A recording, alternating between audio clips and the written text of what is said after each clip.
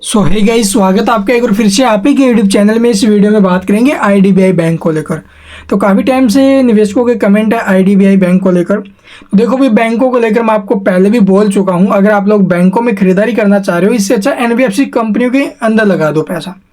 बहुत सी एनबीएफसी कंपनियां वहां पर पैसा लगाओ। बैंकों के अंदर मुझे नहीं लगता अगले 1 साल के दौरान कुछ खास जो ना भी हो पाएगा, ठीक है। और आईडीबीआई बैंक है, छोटे बैंक है। आप लोग देखो भी सबसे पहले तो बैंकों की जो इनकम वगैरह होती है वो कहाँ से बन रही है, क्या वहाँ पर कंपनियों के पास, बैंकों के पास पैसा जा रहा है, नहीं जा रहा है। आप लोग देखो अभी एफडी लोग, आपने देखा होगा अभी पीछे एफडी का डाटा टूट रहा है, यानी कि एफडी लोग तोड़ तोड़ कर मार्केट में सीधा घुस रहे हैं। प्लस आप लोग देखो जो डिपॉजिट्स हैं वो बहुत ज़्यादा कम हो गए हैं। तो इन सब को देखते हुए आने वाले टाइम में बैंक्स जो है ये सेक्टर हमें डाउन देखने को मिल सकता है। इसलिए बैंकिंग सेक्टर अभी के टाइम अगले 1 साल के लिए तो बिल्कुल यहाँ पर बुलिश नहीं है। बैंकिंग सेक्टर के अंदर थोड़ा सा संभल के रहो। और फ्रेश एंट्री के बारे में सोच रहे हो तो भाई बहुत से सेक्टर्स हैं जहाँ पर बहुत अच्छा मुनाफा बनने की उम्मीद है। एनबीएफसी सेक्टर हो गया या फिर अदर सेक्टर हो गया, तो वहाँ पर पैसा लगा सकते हो। आईडीबीआई बैंक में आज हमें आप लोग देखोगे भी 7% के करीब तेजी देखने को मिल रही है। सभी के अंदर बस यही डाउट्स आ रहे होंगे क्यों तेजी बन रही है। एलआईसी और जो गवर्नमेंट है वो यहाँ पर आप लोग देखोगे प्रमोटर है, इसके अंदर 94% के आसपास स्टेक लेके बैठे हुए हैं। तो इसी वजह से आप लोग देखोगे इस बैंक को बेचने को लेकर भी बातें चल रही है, बैंक बेच रहे हैं। तो चलिए मैं आपको दिखाता हूँ वो खबर। तो ये खबर हमें फाइनेंशियल एक्सपेक्ट्स की ऑफिशियल वेबसाइट पे देखने को मिले। जैसा कि देख सकते हो आईडीबीआई बैंक बोलीदाताओं के लिए वर्चुअल डेटा रूम इसी महीने खुलेगा। तो वर्चुअल डेटा रूम इसी महीने खुलने की उम्मीद है।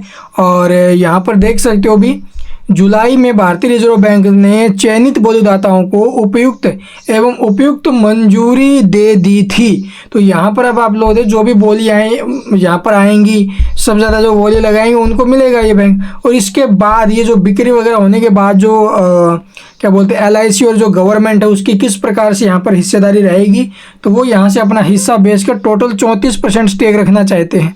यानी कि एलआईसी के पास इसके बाद रहेगा 19% और 15% गवर्नमेंट के पास रहेगा इस बैंक को बेचने के बाद, ठीक है। तो ये टोटल अपडेट जब यहाँ पर देगा आईडीबीआई बैंक के चयनित बोलीदाताओं को बैंक के कारोबार को बेहतर ढंग से समझने और अपनी संख्याओं को स्पष्ट करने के लिए बैंक के वर्चुअल डाटा रूम तक पहुंच प्राप्त होगी और जिससे लेन देन प्रक्रिया अगले चरण में पहुंच जाएगी भाई।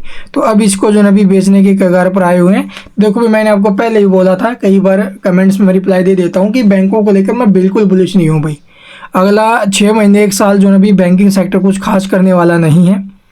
तो अगर पैसा लगाना भी आपको तो अच्छे क्वालिटी के सेक्टर में लगाइए, जैसे पावर सेक्टर हो गया, ठीक है, डिफेंस सेक्टर है, अभी बहुत अच्छी गिरावट में, वहाँ पर ट्राई करो। तो आईडीबीआई बैंक को जो ना भी आप लोग देखोगे यहाँ से जुलाई में भारतीय रिजर्व बैंक ने शॉर्ट लिस्ट किए गए बोलीदाताओं को फिट एंड प्रॉपर मंजूरी दे दी थी। सरकार का लक्ष्य चालू वित्त वर्ष में इस सौदे को अंजाम देना है। तो इस फाइनेंशियल 2025 के दौरान ही इस पूरी की पूरी जो भी ये सेलिंग प्रक्रिया है इसको ये करने वाले हैं इस सौदे को, ठीक है। तो ये गवर्नमेंट का लक्ष्य रहेगा। यह किसी ऐसे बैंक का पहला रणनीतिक जो विनिवेश होगा जिसमें सरकार की महत्वपूर्ण हिस्सेदारी है, जो पहले सार्वजनिक क्षेत्र का बैंक था। सरकार को बैंक में कुल 60.72% हिस्सेदारी के लिए 7 जनवरी 2023 को कई जो अभिरुचि पत्र प्राप्त हुए थे, जिसमें सरकार की ओर से 30.48% जो और प्रमोटर एलआईसी की ओर से 30.24% हिस्सेदारी शामिल है। और साथ ही बैंक आप लोग प्रबंधन नियंत्रण का हस्तांतरण आप लोग देखो ये भी शामिल है।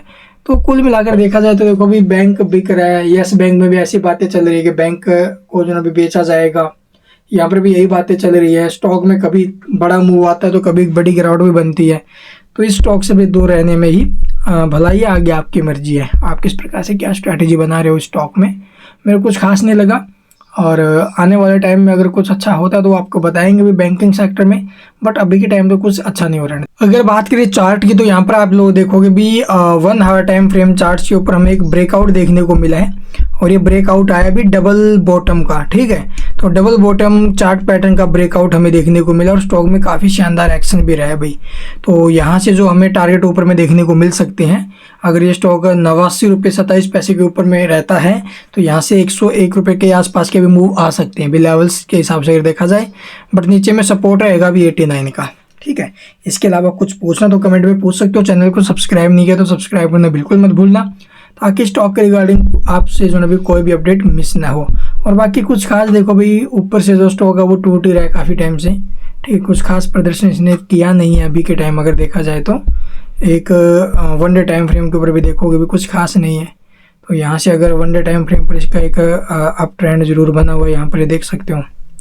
ये ट्रेंड लाइन के आसपास स्टॉक ने फिर से रिवर्सल लिया है, तो हो सकता है रिवर्सल आपको ऊपर में 100+ देखने को मिल जाए।